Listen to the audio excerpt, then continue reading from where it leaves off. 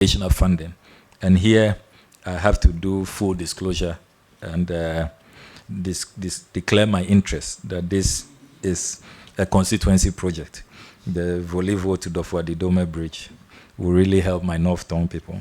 And during the visit, President Mahama successfully secured a series of investment deals across key sectors aimed at accelerating Ghana's economic transformation and inclusive growth. The following are some of the key investment deals secured from Japan. Revival of the Volivo to Dofwa-Didome Bridge project across the Volta River, with both governments committing to provide the... This is Etemahima Akusia Ode Walker. Please continue to watch Morris TV. Nigeria and Angola. These agreements represent a significant step towards enhancing the global mobility of Ghanaians, placing more value on the Ghanaian passport, and fostering stronger economic, cultural, and people-to-people exchanges. The ministry also facilitated the ratification of the following treaties and agreements by Parliament. The Treaty on the Prohibition of Nuclear Weapons, which President Mahama will be depositing as part of his UN General Assembly commitments. Host country agreement between Ghana and Alliance for a Green Revolution in Africa, AGRA. Agreement on world trade. Host country agreement between the Republic of Ghana and Afrobarometer LBG. Protocol relating to an amendment to Article 50A of the Convention on International Civil Aviation, signed at Montreal on 26 October 1990. Agreement on World Trade Organization, WTO fisheries subsidies. Constitution of the African Civil Aviation Commission, AFCAC. The 2012 Cape Town Agreement on the implementation of the provisions of the Torremolinos Protocol of 1993 relating to the Torremolinos International Convention for the Safety of Fishing Vessels 1997. Protocol relating to an amendment to Article 56 of the Convention on International Civil Aviation, signed at Montreal on 6 October 1986. And let me reveal that my legal department has not been sleeping, and all the complaints have come to my attention. But Director Legal Audrey is more than capable, and so she will continue not to sleep for God and country, as I always say. Ladies and gentlemen, our diplomatic engagements have also deepened ties with our strategic partners. I had the privilege of co-chairing the 2025 Ghana-European Union Partnership Dialogue held in Accra on 17 June 2025, where we deliberated on priority areas including trade and investment, climate action, security cooperation, and youth employment. Other political consultations include the Maiden Ghana-Qatar political consultations held in Accra on 24 April 2025, during which 9 MOUs were discussed. MOUs for cooperation in the field of tourism and business events and mutual cooperation in the field of health are ready for signing, while a few others are at various stages of negotiation. The maiden session of the Ghana-Kuwait political consultations was also held in Kuwait on 26 May 2025. 4 MOUs in the following areas were discussed: exchange of labor in the private sector, maritime cooperation, recognition of seafarers, tourism, culture, and creative arts. The 9th session of the Ghana-Switzerland political consultations took place in Bern, Switzerland on 3rd March 2025. Discussions during the event centered on key areas of cooperation between the Republic of Ghana and the Swiss Confederation, spanning 4 main thematic categories: political relations, bilateral relations, regional matters, and multilateral matters. The 4th Ghana-Netherlands political consultation was held at the Ministry of Foreign Affairs of the Kingdom of the Netherlands in The Hague on Wednesday, 2nd July 2025.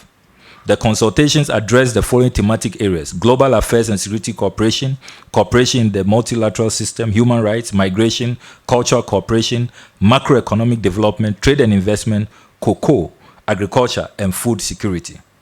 Such engagements, ladies and gentlemen, reaffirm Ghana's role as a credible partner on the global stage and contribute meaningfully to our national development objectives. A milestone in our strategic bilateral engagement was a historic state visit of Prime Minister Narendra Modi of the Republic of India to Ghana from 2nd to 3rd July 2025, the first by an Indian Prime Minister in over 3 decades. The visit reaffirmed the strong and enduring partnership between Ghana and India, rooted in shared Commonwealth values, South-South cooperation, and mutual respect. During high-level discussions, both leaders explored key areas of collaboration, including trade and investment, green energy, healthcare, digital innovation, education, defense, and critical minerals. India also pledged technical support for Ghana's vaccine hub ambitions and digital payments infrastructure, drawing on its unified payments interface, the UPI model. The visit culminated in the signing of 4 memoranda of understanding covering cultural exchange, standards, and certification, traditional medicine, and a joint commission mechanism. Outcomes included a commitment to double bilateral trade and deepen cooperation in emerging sectors. This comprehensive partnership marks a new chapter, an elevation in Ghana-India relations, and reflects Ghana's broader commitment to inclusive, equitable, and forward-looking partnerships within the global South. Ladies and gentlemen, His Excellency John Dramani Mahama, President of the Republic, led a high-level delegation, including my good self, to participate in the 9th Tokyo International Conference on African Development, TICAD 9, held in Yokohama from 20th to 22nd August 2025. This strategic engagement provided a platform to strengthen Ghana-Japan relations and explored new avenues for development cooperation. During the visit, President Mahama successfully secured a series of investment deals across key sectors aimed at accelerating Ghana's economic transformation and inclusive growth. The following are some of the key investment deals secured from Japan. Revival of the Volivo to Dofwa-Didome Bridge project across the Volta River, with both governments committing to provide the required additional funding. And here I have to do full disclosure and declare my interest that this is a constituency project. The Volivo to Dofwa-Didome Bridge will really help my North Town people. But it's been a long-standing project, and I'm glad that it's going to come into fruition since President Mahama negotiated this in 2016. Then there is the urban transport, the Kumasi Inner City Ring Road project, to commence shortly. A new agreement with Toyota to expand operations in Ghana and make Ghana its West African hub. A space cooperation agreement signed with Japan to leverage satellite technology and space science for Ghana's development. A program to train 300,000 African youth in artificial intelligence, modern agriculture, biotechnology, green transition, and tech startups. Special cooperation with Japan to boost rice production through scientific research to attain national food security. Here again, Aveima rice in my hometown, which has collapsed, is likely to be revived. Then $100 million secured to support new agricultural projects. Then a strategic partnership with Japan as the country considers investing $1.5 billion in Africa, with Ghana identified as a primary beneficiary. The following memoranda of understanding were signed on the margins of the summit. Cooperation on promoting business and investment relations between Ghana and Japanese businesses. Space business cooperation, co-creation, development implementation of information technology education curriculum in Ghana, industrial development through the expansion of the automotive business.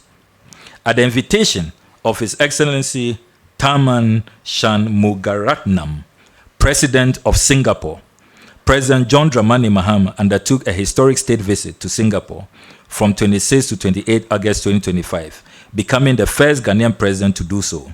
The visit aimed at strengthening bilateral cooperation across key sectors, including trade, investment, education, science, innovation, agribusiness, urban development, and the digital economy. It also sought to foster strategic partnerships that support Ghana's economic transformation while enhancing Singapore's engagement with African markets. During the visit, the president had the opportunity to present Ghana's investment potential to a distinguished group of global investors and development partners.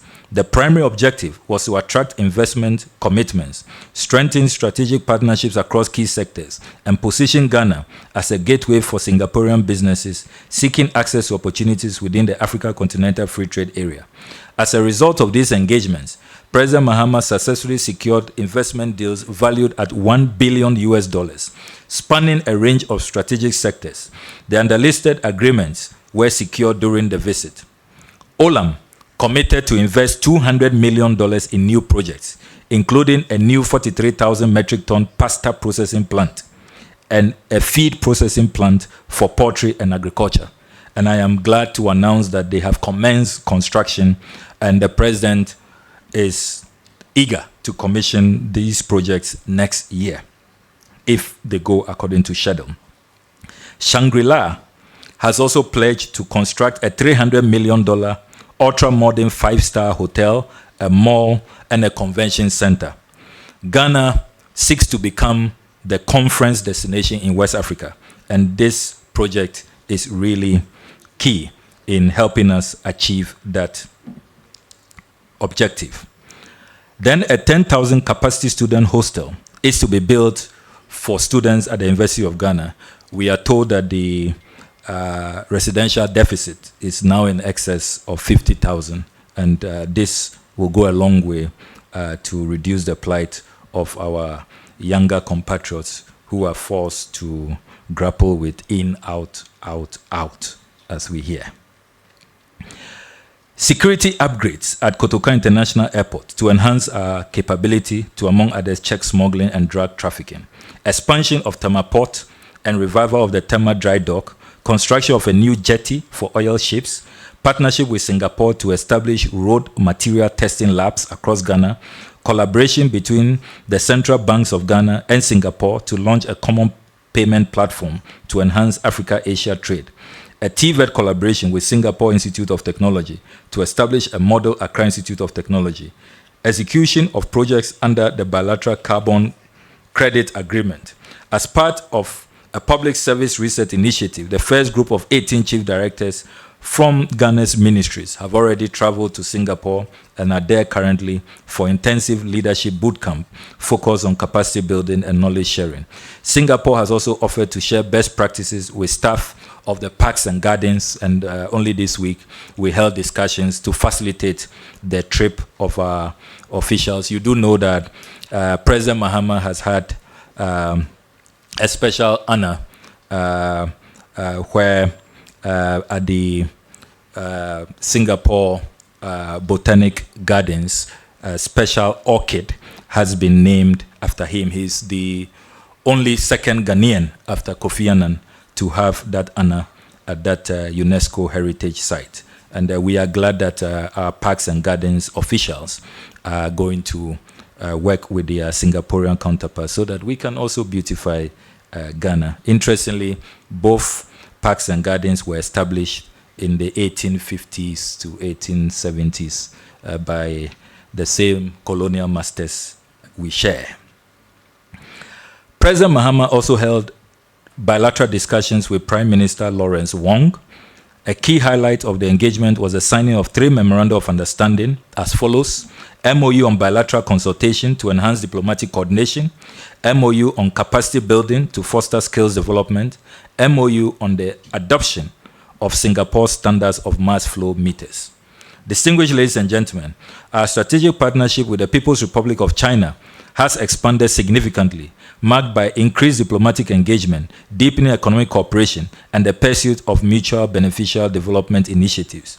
On 7 July, I signed a $30 million grant agreement with the Chinese government to support the construction of a modern market in Aflao, the Volta region's largest border town.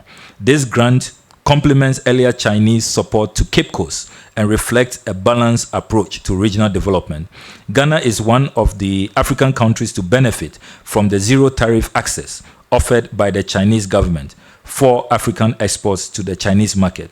We have opened negotiations on electric vehicle assembly, bauxite to aluminium value addition, and the establishment of direct flights between Ghana and major Chinese cities. Ghana continued to strengthen its global diplomatic footprints through both inbound and outbound high-level engagements. We had the honor of hosting official visits from several global leaders, including the President of the Czech Republic, the President of the Democratic Republic of Sao Tome and Principe, and His Majesty the King of Eswatini. The Deputy Prime Minister of the United Kingdom, I should say now former Deputy Prime Minister Angela Rayner, who resigned last week, among others. These visits resulted in the signing of several critical MOUs in key sectors such as civil aviation, political consultations, cultural exchange, and economic cooperation, underscoring Ghana's role as a trusted partner in multilateral and bilateral relations. In furtherance to a strategic diplomatic agenda, I undertook working visits to Togo, Benin, Nigeria, Algeria, Morocco, Cape Verde, Germany, and the United Arab Emirates. Please take note that I started with my neighbors. Good neighborliness remains a major foreign policy objective of our country. These visits focused on deepening bilateral ties, exploring new areas of cooperation, and advancing Ghana's foreign policy priorities. A notable highlight was my visit to Algeria, where our diplomatic engagement culminated in the signing of a historic comprehensive strategic partnership. This far-reaching agreement encompasses collaboration in defense, higher education, cultural exchanges, visa waivers, and improved air connectivity. We also jointly committed to expanding bilateral trade while securing renewed scholarship opportunities for Ghanaian students, particularly in fields such as artificial intelligence and engineering. The ministry is also in discussion with the underlisted countries to sign labor mobility agreements with them, enabling Ghana to export its human resources and create employment opportunities for its citizens as they also come back more skilled to help our economy grow. And the countries are Jamaica, Germany, Barbados, Trinidad and Tobago, Antigua and Barbuda, Qatar, UAE, Serbia, and Bulgaria. Together, these engagements reflect Ghana's unwavering commitment to deepening international partnerships that align with our national development goals while promoting peace, prosperity, and mutual respect on the global stage. As part of Ghana's economic diplomacy agenda, I participated in the Forum on China-Africa Cooperation, FOCAC, as well as a dedicated Ghana Business Forum held in Guangzhou. These high-level engagements provided a strategic platform to advance Ghana's investment promotion efforts and strengthen commercial ties with the People's Republic of China.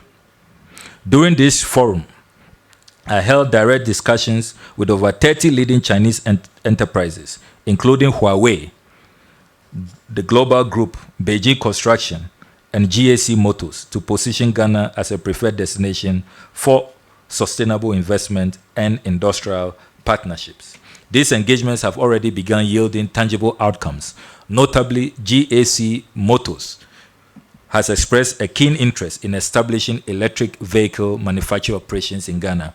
They are due to arrive in Ghana next month to begin preparations for the establishment of this electric vehicle manufacturing company. This step aligns with our broader goals of advancing e-mobility and green industrialization. In addition, several companies demonstrated strong interest in supporting infrastructure development and digital transformation initiatives. Through these efforts, ladies and gentlemen, we continue to prioritize investment opportunities that align with Ghana's comparative advantage and are consistent with our national industrialization agenda to create decent jobs, foster innovation, and accelerate inclusive economic growth. Ladies and gentlemen, Ghana's diplomacy is undergoing a meaningful reset and a purposeful transformation, recalibrated not merely as an instrument of statecraft, but as a catalyst for inclusive development, national pride, and global leadership. The ministry is at the forefront of this renaissance, delivering tangible results, leading with integrity, and consistently championing the interests of Ghanaians both at home and abroad. And that is why I am delighted to indicate that we now have new conditions of service to further motivate our hardworking and dynamic staff at the Ministry of Foreign Affairs. As they deliver more results, we must also be interested in their welfare and doing more to motivate them so that morale will continue to be high. I see Ambassador Akins is excited about that. With the continued support of all stakeholders and the Ghanaian people, we remain steadfast in our commitment to building a foreign service that is professional, people-centered, and purpose-driven. Our vision is clear: to establish a modern, effective, and globally respected foreign policy apparatus that reflects Ghana's values, advances our national interests, and enhances our standing on the world stage. The Ministry of Foreign Affairs stands ready to meet this mandate with dedication and resolve in service to the nation and its citizens, definitely for God and country. I thank you for your attention. Thanks for watching. Please like, subscribe, and click on the bell for more updates.